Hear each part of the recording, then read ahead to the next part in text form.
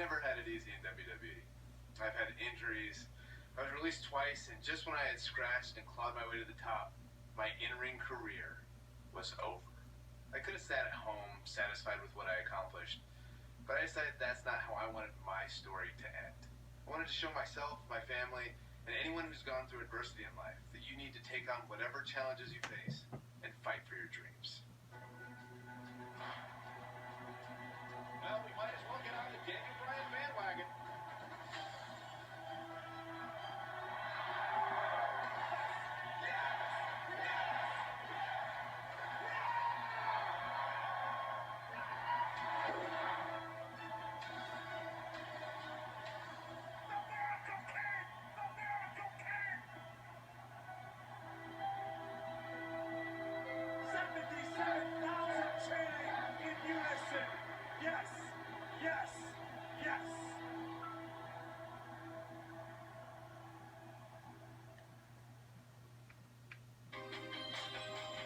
Right after I graduated high school, I moved from Washington down to Texas to train at Shawn Michaels School. It wasn't too long after that I was signed by WWE. When I first got signed by WWE in 2000, I had no idea really what to expect. Most of the guys on TV had been wrestling for years and years, and at that point I'd only been wrestling for 6 months. Since I was still really new to all this, I was sent to hone my craft at WWE's developmental territory, which at the time was in Memphis. Luckily, William Regal was a trainer there, and he helped me out a lot. So with the WWE contract and Hall of Fame trainers, Bryan Danielson was on the fast track to success, right? No, not quite. I was released in 2001, the first time I was released by WWE. It was really hard, actually, because I really didn't know what to do. And William Regal told me this is a chance to learn. This is a chance to go travel the world, find who you are as a wrestler, and find who you are as a person. So I went back to the Indies and touring in Japan. But soon after that, in 2003, Bryan Danielson made his triumphant return to WWE. Well, sort of. Bryan Danielson from Aberdeen, Washington. I returned for some one-off matches on WWE's weekend shows. Sunday Night Heat, Velocity. I like those two. Look at that. Nice monkey flip. Well, you know this Bryan Danielson is a very accomplished young man. We've seen him in the past, and he's very, very good. I didn't really have a goal other than it was good exposure on TV. And one of these matches happened to be against a young up-and-comer named John Cena. Surely this would be my big break, right? A lot of guys would have parlayed competitive matches on Heat and Velocity into being signed full-time to WWE. But that's not how things turned out. It's like my wife Bree likes to say. If anything was easy for me, I wouldn't be Daniel Bryan. But before I could become Daniel Bryan, I was Bryan Danielson. And as Bryan Danielson, I went on quite the run through the Indies.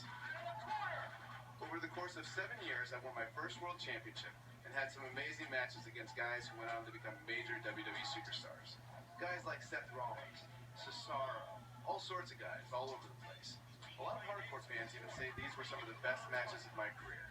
Personally, I credit these matches and opponents for helping me build the foundation I would later need to make it as a WWE superstar.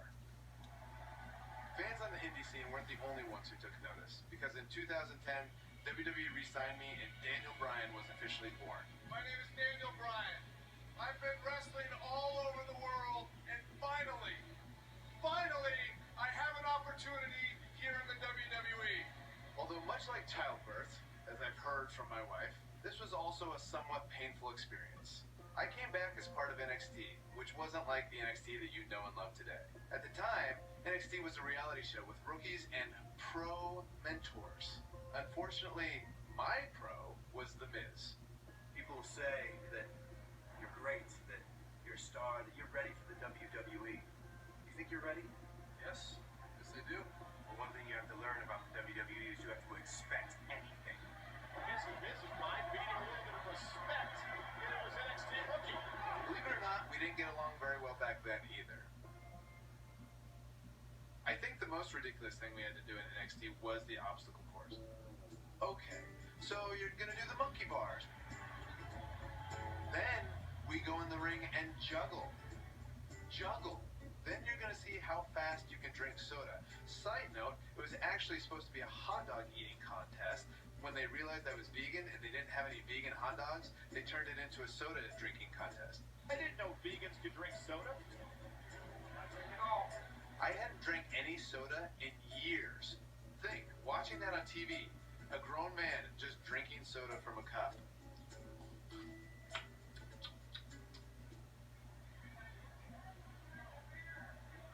That's it. Despite that, I did have the tremendous opportunity to show the WWE Universe what I was capable of when I got to face the World Heavyweight Champion, Chris Jericho. I loved watching Chris Jericho from the time I was in high school, the stuff that he did in WCW, being able to go against the world champion on NXT on the first show.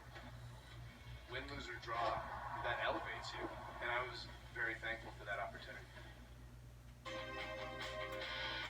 You would think a high-profile match with the World Heavyweight Champion would solidify my status in WWE, right?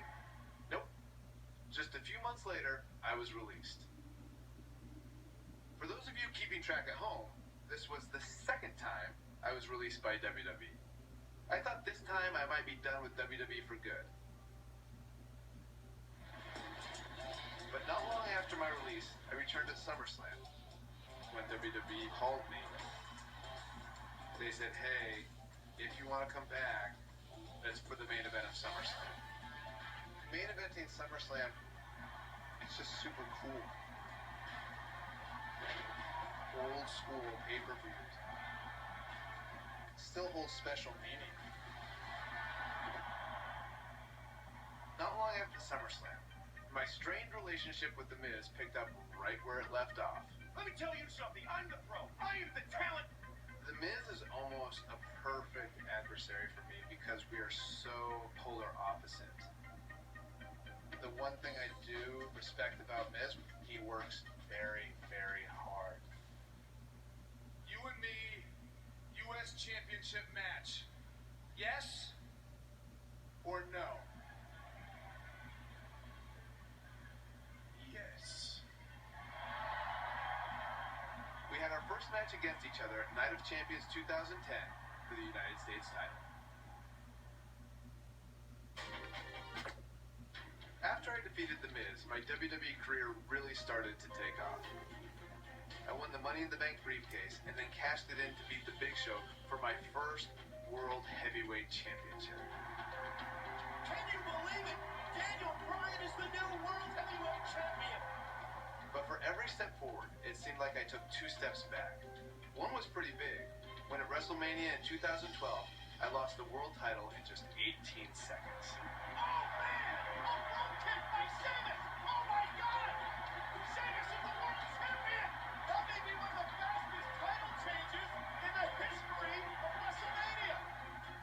After that, I was angry and wanted to blame a lot of people for my failure. But it actually led to one of the most enjoyable times of my career. Daniel Bryan's forced to go to anger management with that man. No! I formed an unlikely partnership with Kane. Shut your mouth right now. The devil's favorite demon is nothing without the world's toughest vegan.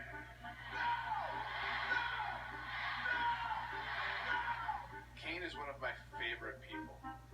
We almost have the same sense of humor. Daniel Bryan and Kane hugging out tonight. This is the most awkward and weird thing I've ever seen. There we go. Yes, they hugged it out. Anger management, I believe, has been a success. We just had a lot of fun. We watch each other's back. Team Hell No Stop. We had our first shot at the Tag Team Championships when we faced Kofi Kingston and R-Truth at Night of Champions in 2012.